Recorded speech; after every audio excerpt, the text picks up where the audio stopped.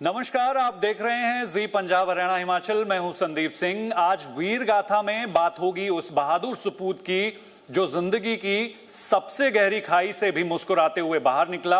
उत्तराखंड के नायक कुबेर सिंह, एक ऐसा नाम जो अब सिर्फ भारतीय सेना का नहीं पूरे देश की खेल दुनिया का गौरव बन चुका है।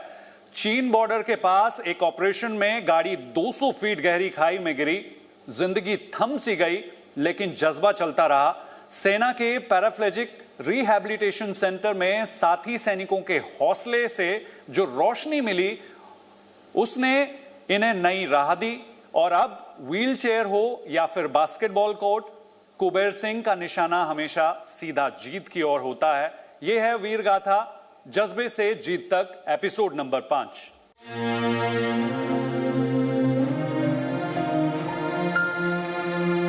नायक कुबेर सिंह उत्तराखंड की घाटियों से निकला वो फौजी जिसकी हिम्मत किसी पहाड़ से कम नहीं। एक ऑपरेशन के दौरान जब देश की रक्षा करते हुए चीन बॉर्डर के पास उनकी गाड़ी 200 फीट गहरी खाई में जा गिरी तो जिंदगी के सारे रास्ते धुंधले पड़ने लगे। उम्मीद थी कि कुछ दिन में ठीक हो जाएंगे। इलाज चलता रहा, लेकिन फिर एक दिन डॉक्टर ने कहा अब जीवन व्हीलचेयर के साथ ही चलेगा। शुरू में अंधेरा था, लेकिन फिर पीआरसी यानी कि पैराप्लेजिक रिहैबिलिटेशन सेंटर की दीवारों ने उन्हें नई रोशनी दी। वहां मौजूद बाकी वीर साथियों की हिम्मत देखकर उन्होंने अपने लिए भी एक नई राह चुन ली। अब Kuber Singh paraplegic basketball, table tennis और क्रिकेट टीम के चमकते सितारे हैं। हर खेल में, हर मैदान में वो अब सिर्फ खिलाड़ी ही नहीं, जज्बे का प्रतीक हैं। उन्होंने हार नहीं मानी और आज हर जीत के साथ देश का नाम रोशन कर रहे हैं। नायक कुबेर सिंह एक ऐसा नाम जो सिखाता है कि असली खिलाड़ी वो होता है जो हालात नहीं, सिर्फ लक्ष्य देखता है। सबसे पहले आपका नाम जानना चाहूँगा। आप कहाँ से हैं और कौन सी रेजिमेंट में आपने ज्वाइनिंग की थी? सर मेरा नाम नायक कुबेर सिंह है। मैं कुमाऊं रेजिमेंट से ताल्लुक़ रखता हूँ। तो सर्विस के दौरान क्या ऐसा हादसा हुआ जिसकी वजह से आप जो हैं आज की डेट में इस पोजीशन पे हैं, और उस दौरान आप कहाँ से कहाँ जा रहे थे? सर मैं पोस्टेड था Uttarakhand last border, China border पे। तो एक पोस्ट से दूसरी पोस्ट मूव कर रहे थे तो गाड़ी स्लिप कर गई।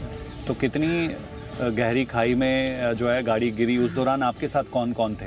हम एक जेसीओ 5-6 जवान थे और गाड़ी तकरीबन रोड हेड से 150-200 फीट करीब नीचे चल गई। तो जब गिरे तो उसके बाद में क्या सिचुएशन थी? उसके बाद में हॉस्पिटल पहुंचने तक के बीच बहुत सारी बातें हुई होंगी। होश था क्या उस दौरान? होश तो सर मेरे को जब हॉस्पिटल में लाए तब आया था होश। तो मन में क्या चल रहा था? क्या सबसे पहले क्या ध्यान में आया? सर उसमें इतना पता था ना कि ये जो डिसेबिलिटी है परमानेंट हो जाएगी, तो इलाज के दौरान तकरीबन 1 साल 2 साल में तक रिकवर हो जाएगा करके सोच थी। जब पता चला कि पैरालाइज हो गया तो उसके बाद थोड़ा सा लाइफ चेंज हो गई। तो ट्रीटमेंट के लिए आर्मी कमांड हॉस्पिटल के अलावा और कहाँ कहाँ आपने ठीक होने के लिए जद्दोजहद की है? सर मैं at first Bareilly hospital MH में एडमिट हुआ, तो वहाँ से फिर एयर एम्बुलेंस के through command centre command Lucknow पहुँचा। सेंटर कमांड लखनऊ में मेरा ऑपरेशन और ट्रीटमेंट चला 1 साल तक। उसके बाद वहाँ से फिर एडवांस ट्रेनिंग और ये इलाज के लिए पूना पहुँचा MH गिरकी। तो जब ये हादसा हो उससे पहले कितनी सर्विस हो चुकी थी आपको अपनी? मेरी उसमें सर्विस था 12 साल। 12 साल के बाद जब ये हादसा हुआ तो चीज़ें बदली कैसे? सारे प्लान बदल गए? जी सर, उस समय से फिर जैसे ही ये हादसा हुआ तो उसके बाद तो फिर सब चेंज हो गया। फिर दोबारा से फिर ये रिहेबिलिट हो के सर फिर अभी सही है। तो पीआरसी का पता कैसे चला कि पीआरसी में भी आप जैसे पैराप्लेजिक जो हैं उनके लिए एक अलग तरीके से ट्रीटमेंट होता है और अपने आप को खड़ा करने में पीआरसी एक महत्वपूर्ण रोल रख रहा है? सर जो हॉस्पिटल में रहने से पता चल जाता है कि कहाँ पर क्या है, कैसे अपनी लाइफ को सेट करना है अभी। तो वहाँ से पता चलता कि जो ये जो आर्मी की जो रिहेबिलिटेशन पैराप्लाइज रिहेबिलिटेशन सेंटर है, एक तो एमएच किरकी पूना में है और क्या बोलते हैं पीआरसी किरकी पूना में है, दूसरा पीआरसी मोहाली में। हाँ, तो घर के नज़दीक मेरा ये था, ये पीआरसी मोहाली पड़ता, तो फिर मैंने यहाँ पे ज्वाइन किया। तो इंजरी के बाद आप कितना टाइम तक अपने वहाँ या हॉस्पिटल के चक्कर काटते रहे अपने आप को ठीक करने के लिए?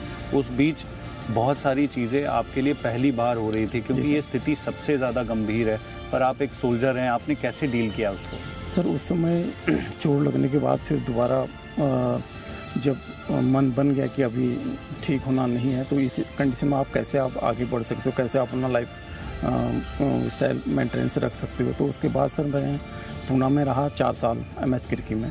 तो वहाँ होने के बाद वहाँ से फिर मैंने रिहेबिलिट हुआ, ग्रेजुएशन किया।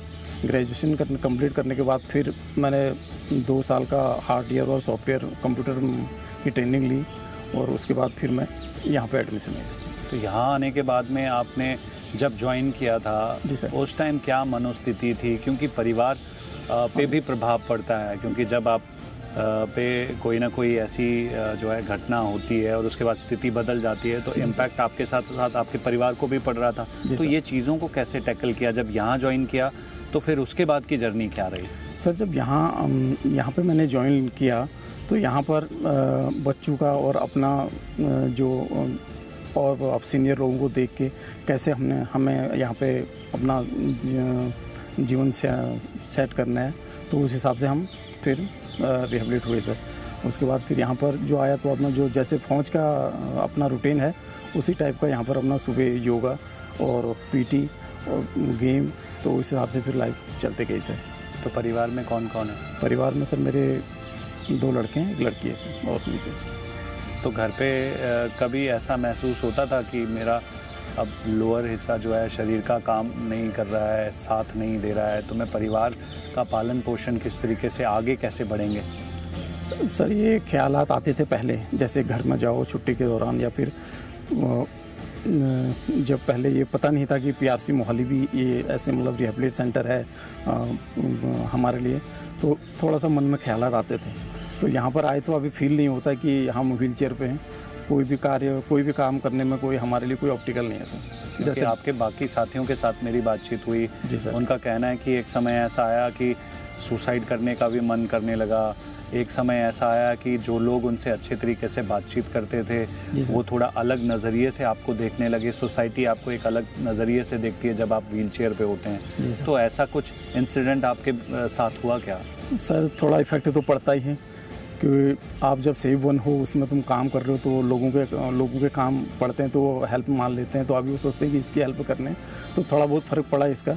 अब इनफैक्ट अभी ऐसा कुछ नहीं है, तो सब सही है अभी तो ऐसा। तो पीआरसी में आने के बाद आपने स्पोर्ट्स को भी अपना साथी बना लिया है। कौन सी गेमें आप खेल रहे हैं और आप किस तरीके से इसको आगे की तरफ बढ़ा रहे हैं? गेम तो सर कंपलसरी है, यहाँ पे शाम के टाइम गेम परेड चलनी है।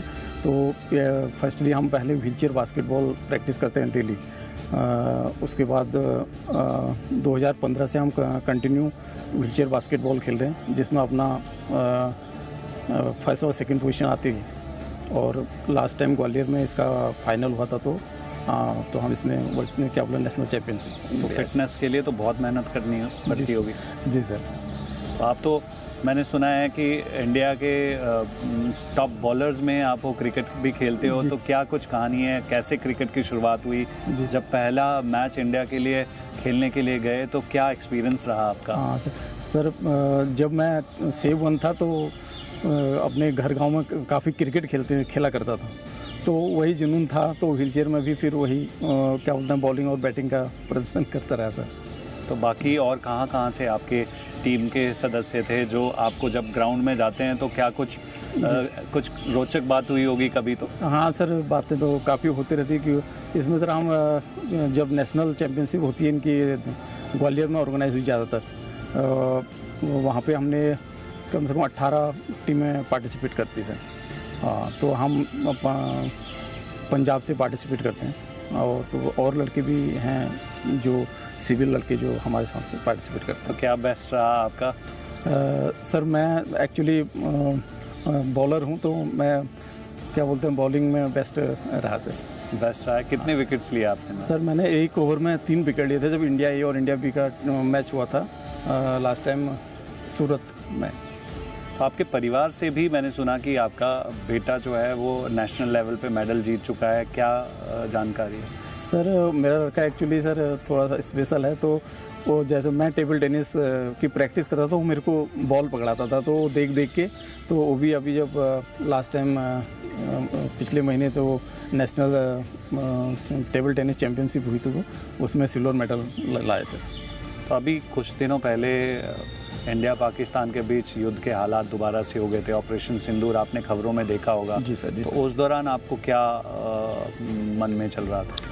सर मन में तो क्या सर, मैं तो उस इलाके में रहा हूँ, सब जगह देखा हूँ, तो युद्ध की हालात थी तो उसमें पता ही था कि कैसे क्या करना था। तो दोबारा मौका मिलेगा तो वापस अपनी रेजिमेंट में जाने की इच्छा होती है? सर इच्छा तो होती है, अभी तो पॉसिबल है नहीं एक्चुअली, लेकिन सर हम अपने से जूनियर को गाइडेंस करते हैं कि कैसे क्या कर सकते हैं हम। तो युवा आपको इस वक्त टीवी स्क्रीन पर देख रहे होंगे, आप उनको क्या कहना चाहेंगे?